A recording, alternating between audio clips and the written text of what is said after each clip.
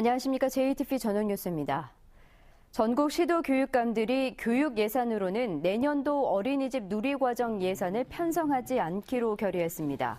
전국 시도교육감협의회는 결의문을 통해 정부가 교육세 재원의 특별회계 신설이라는 법률 침해적 발상으로 시도교육청의 어린이집 누리예산 편성을 강요하고 있다고 지적했습니다. 이에 근본적인 재원 마련 방안이 없으면 내년도 어린이집 누리예산을 편성하지 않을 것이며 이에 따른 교육과 보육 대란의 모든 책임은 정부에 있다고 밝혔습니다. 한국전력이 원격 검침을 추진하면서 전북에서는 161명의 전기 검침원들이 일자리를 잃게 될 위기에 놓였습니다.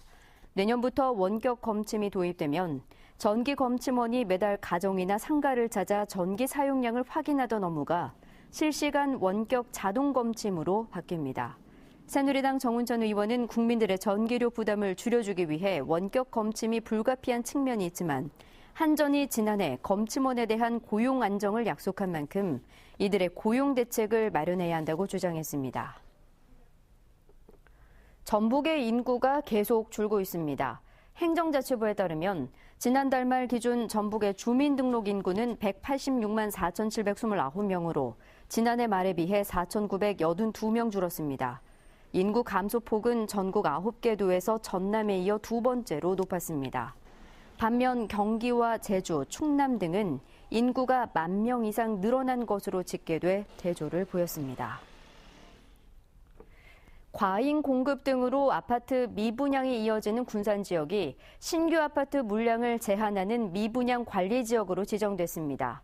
군산시는 오는 17일부터 건설업체가 주택사업 용지를 매입하기 전에 주택도시보증공사로부터 사업성 평가 심사를 받아야 해 신규 아파트 사업 절차가 까다로워졌다고 밝혔습니다. 군산 지역 미분양 아파트는 지난 8월 말 기준 1,500가구입니다. 도내에서 지난 3년간 성희롱과 강제추행 등 성비위로 징계를 받은 교사가 13명으로 나타났습니다. 교육부가 국회에 제출한 자료를 보면 도내에서 성비위로 징계를 받은 교사는 초등 2명, 중학교 6명, 고등학교 5명으로 집계됐습니다.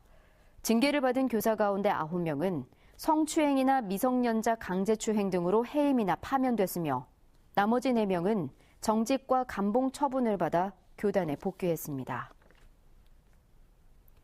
등산 도중 추락한 50대 여성이 소방 헬기로 긴급 구조됐습니다. 오늘 오전 10시쯤 완주군 동상면 밤티마을 인근 연석산에서 58살 장모 씨가 40m 높이의 절벽에서 추락해 다리가 부러지고 머리와 가슴 등을 크게 다쳤습니다. 신고를 받고 출동한 전주 덕진소방서는 수색 작업 끝에 12시 10분쯤 장씨를 발견해 소방 헬기로 전북대 병원으로 이송했으며 현재 생명에는 지장이 없다고 말했습니다. 지난 2011년 이후 범죄를 짓고도 공소시효가 만료된 전북의 범죄인들이 769명으로 집계됐습니다. 더불어민주당 소병훈 의원의 분석 결과 폭력과 사기, 횡령 같은 범죄를 짓고도 공소시효가 만료돼 합법적으로 거리를 활보하는 범죄인은 전국적으로 2만 명이었고 이 가운데 전북은 769명이었습니다.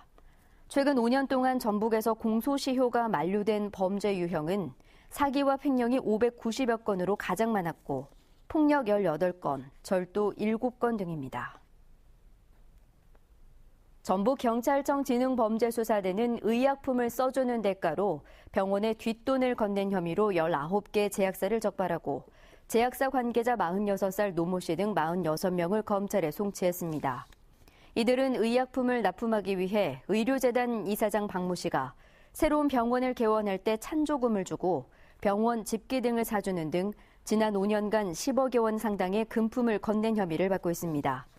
경찰은 지난 5월 의약품 도매업체로부터 10억여 원의 뒷돈을 받은 혐의로 병원 이사장 박 씨를 구속하고 의약품 도매업체 관계자 30명을 불구속 입건했습니다. 여직원을 성폭행한 혐의로 기소됐다가 합의에 의한 성관계라며 1심에서 무죄를 받은 40대 남자가 항소심에서 징역형을 선고받았습니다. 전주지법 제2형사부는 여직원을 성폭행한 혐의로 기소된 49살 이모 씨에게 무죄를 선고한 원심을 깨고 징역 8개월에 성폭력 치료 프로그램 80시간을 이수하라고 선고했습니다. 이 씨는 지난 2013년 여직원과 술을 마신 뒤 자신의 차에서 성폭행한 혐의로 기소됐지만 1심 재판부는 당시 여직원이 몸에 붙는 청바지를 입어 동의 없이는 성관계가 어려웠을 것으로 보인다며 무죄를 선고했습니다.